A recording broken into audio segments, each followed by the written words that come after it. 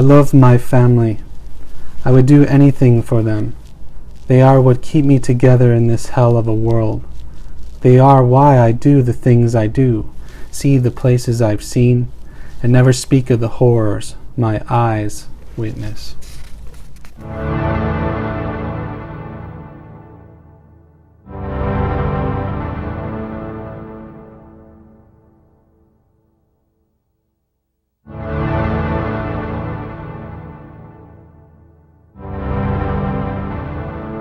Bent over my desk, feather in hand, I look out my study window to see my son practicing against wood and straw.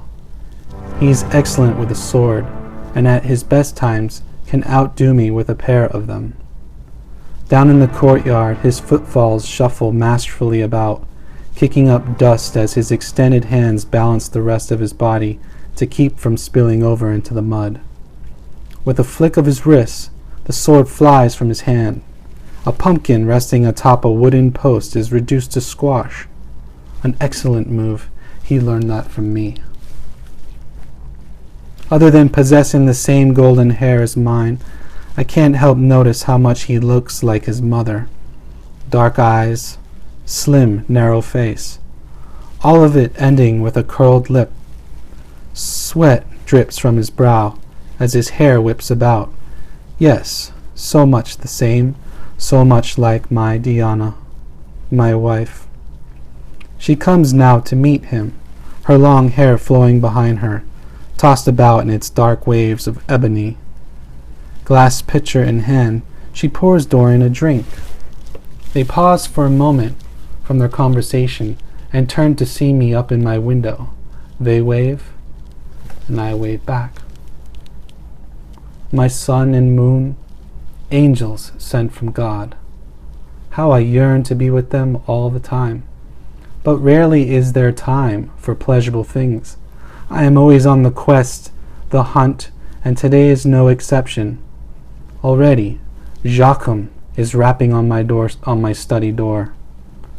I take what little repose I have left of my quiet morning, and gaze at the brown spider spinning its web round and round in the corner, just where the crook meets the hinge of the frame.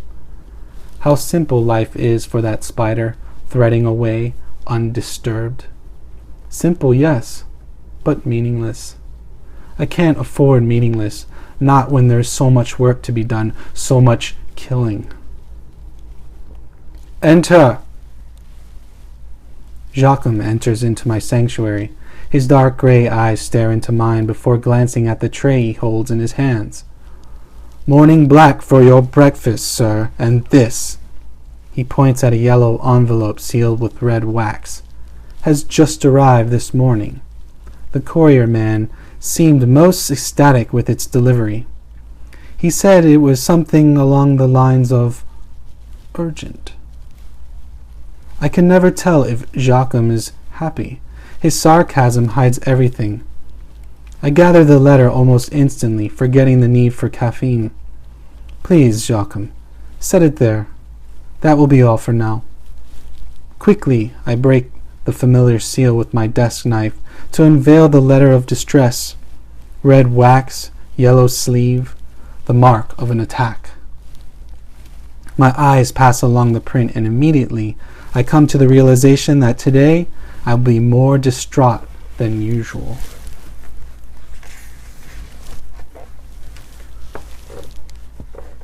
JOACHIM is already on his way out when I forbid him to leave. JOACHIM, wait! Inform Kronkelik to ready the coach with double runners. We will need to make great haste where we are going, provisions for a full day's outing, too. Turning his head to the side, JOACHIM pauses in the doorframe. Yes, sir, dutifully so. Shall I summon your wife and son to meet you in the foyer? I hesitate. I always do. Diana and Dorian know what I do.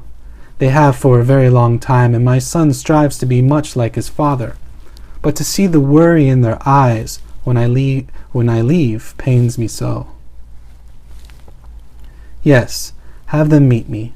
I will be down soon. I move to the far wall of my study as I hear Joachim close the door behind him. Between rows and rows of bookcases sits my wooden chest. Its contents are what I need today. Creaking the lid open, I bend an arm. With a slight grunt, I heft my leather-plated harness from the trunk and lay it across my workbench, admiring the large white cross stitched upon its surface. Compliments of my wife.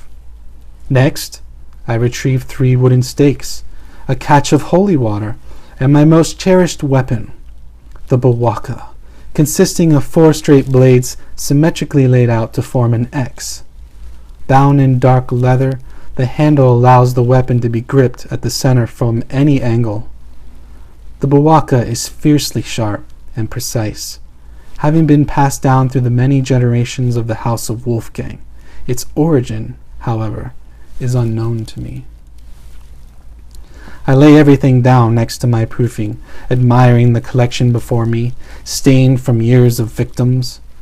I run my hand over the hard leather, feeling dried glue over holes where a monster's teeth once were. Placing it over my body, I pull each thong of leather through its buckle.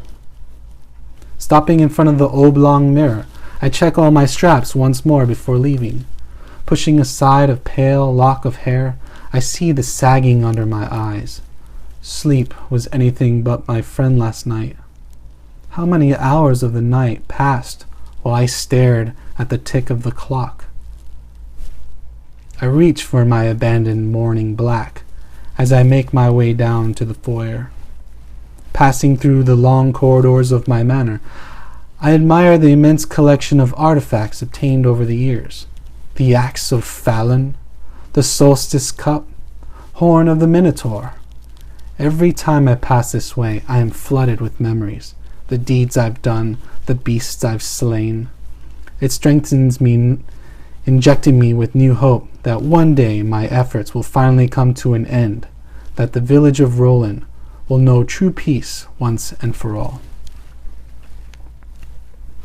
I reach the end of the stretch and descend the stairwell, passing tapestry after tapestry, sewn with reds, blacks, and whites, honoring the colors of my house, a family pride dating back centuries ago.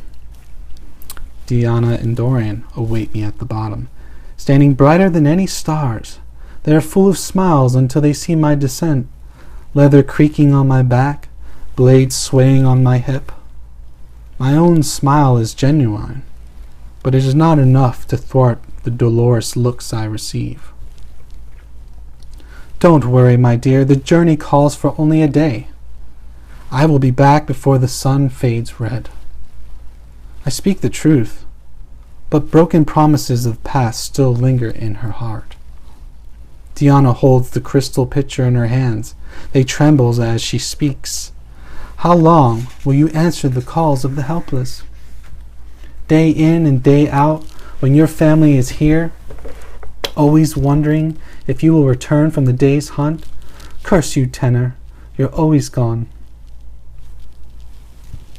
Such are the sweet words of my Diana. Life would not be complete if it weren't for those words. Curse you, tenor. It is her saying that stays my soul, her way of showing affection when we are not behind closed doors. I smile at her again. I love you, Diana. She smiles back. Father, begins Dorian. His black eyes pierce my soul like his mother's. You weren't going to leave without saying goodbye. I'm about to tell him no when he interrupts me. You will need this. He holds his sword up before me, scabbard and all. A braid of white gold is spun into the pommel of black and red. The weapon of the Wolfgang house, the vampire blood the sword has tasted, is countless. Not today, son, I say, glancing at him, and then to my wife. I won't need it. I'm going to a simple investigation. You hold on to it. I squeeze his shoulder. You worry me, boy. The way I see you practicing with it, soon you will be better than me. A smile fades his look of determination. The boy, interrupts Diana, is just that, a boy. He is not a day older than 16, and already you coax him to slay monsters. I tell you, tenor, Teaching him to kill so young is not the best idea you've ever come up with. It will spell dangers beyond your grasp. She sets the glass container down on a lamp table, freeing her hands. She comes closer to me, swinging her arms around my neck. The fragrance of her sweet skin, mixed with the oil of my harness, creates the familiar scent of my departure. I step through the foyer toward the door, but she keeps stride with me. Yes, 16 now, and next year he will be at age, and become a true Wolfgang. All monsters shall come to fear him, and so will I say with a wink. The sound of a throat clearing turns our attention toward the entrance. JOACHIM stands motionlessly erect in the opening. His long black hair and crushed velvet coat give him an odd-looking appearance against the gray overcast sky. "Pardon for the intrusion, sir. Kronklik demands your audience. He says there is a dire situation afoot." He steps back from the frame of the doorway as he waits for me to pass. "There, you see? There is nothing to fear. The worst to happen to me while I'm gone lies just beyond that door." My joke about Kronklik softens the stagnant goodbye. Everyone loves Kronklik, everyone except JOACHIM. The morbid butler dislikes all things, it seems. But Kronklik has been my faithful driver for many years, serving my needs just as well as anyone else with a horse and rein. And hardly just a driver. He provides many other professions: courier, a rancher, a doctor. I kiss Diana passionately goodbye, feeling her soft warm lips tenderly, the scent of fruit upon her breath. I eye Dorian proudly before embracing him. I address JOACHIM before my family, as I always do. "Be sure to tend to things while I'm gone, and keep them safe." "As always, sir. I shall never sway from my duties." JOACHIM's gray eyes stare into mine for a brief moment, until I finally turn to see my wife and son one last time. I nod and depart through the front door to see a flock of crows vanishing into the trees.